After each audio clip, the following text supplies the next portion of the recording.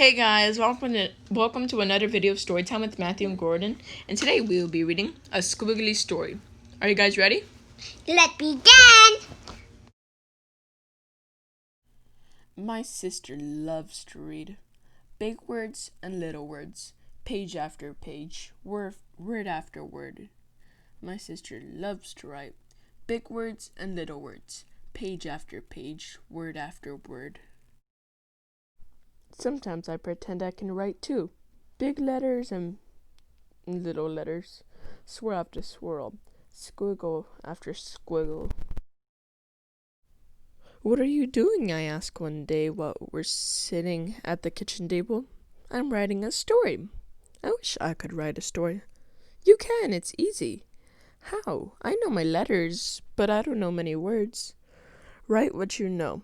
Every story starts with a single word, and every word starts with a single letter. Why don't you start there with a letter? So I get my crayons and pencils and a pad of paper, and I start to write. I start with a single letter. It's an easy letter. I. That's me. That's a good beginning. Now what's going to happen? How should I know? It's your story. You're the boss. What? I'm stuck. What happens in my story? I draw a circle. It's a soccer ball. Then I write another letter. It's a U, I say to my sister. I'm playing soccer with you. Great. Where are we playing soccer? Maybe we're playing on the beach, I suggest. We've never played soccer on the beach. So I do a bunch of dots for the sand on the beach. Then I make a bunch of V's. Big V's and little V's. Wave after wave in the ocean. Now what? What do you mean? You have a beginning. Now we're in the middle of the story. Something else has to happen so we can get to the end. I'm stuck again. I start doodling. I doodle another V, but this time I doodle it upside down. Oh no, it's a shark. It's getting closer and closer. I flip the page to get away from the shark. The next day, I bring my story to school. It's my turn for a show and tell, which means I get to sit in Miss Science chair. Everyone else sits on the carpet ready to listen. Last night, I started to write a story. It's sort of squiggly, but here goes. Once upon a time, there were a brother and a sister, and they loved to play soccer.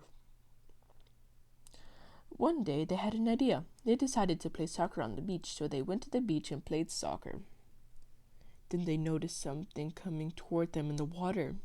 It was a shark, a real life shark. It was getting closer, it was getting bigger and bigger. And that's as far as I got. That's wonderful, says Miss Sign. What happens next? What about the shark? What about the brother and the sister? I don't know, I'm stuck. Class, does anyone have an idea? Jake waves his hands in the air.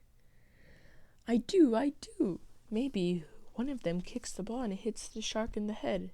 Then maybe the shark bites the ball with his big pointy shark teeth. Alia offers another idea. What if the shark's name is Squiggles? What if Squiggles was a vampire shark? What if she invites the brother and the sister to ride on her back? And what if they became a vampire family and live forever? Vampires can't swim. Everyone knows that. Of course they can swim. Vampires can do anything. But it's my story and I don't want vampires in my story. If I was writing a story, I'd have lots of vampires. Then you should write one. But I like yours. That night after dinner, I sit down beside my sister. Her face is buried in a book. I've been thinking about my story all day and I still don't know how to end it. Remember, you're the author, she says without looking up. You can do whatever you want. So, I get my pencil and I start with a bunch of stars. Then I add a few exclamation marks. My sister told me exclamation marks make things exciting, and she's right. It is exciting. I add a couple of slanty lines. What's going on? Asked my sister, looking up from her book. It's nighttime, the stars are out, the shark has gone away, and we decide to take a walk on the beach. That's when we discovered this giant rocket ship. That sounds cool. Then what happens? We hear a voice counting down. 10, 9, 8, 7, 6, 5, 4, 3, 2, 1. Blast off! Not yet, I say, adding one more squiggle just before the rocket blasts off. We spy a Martian looking out through a window. The Martian invites us to climb aboard. That's a great ending. Now I have an idea for my next story.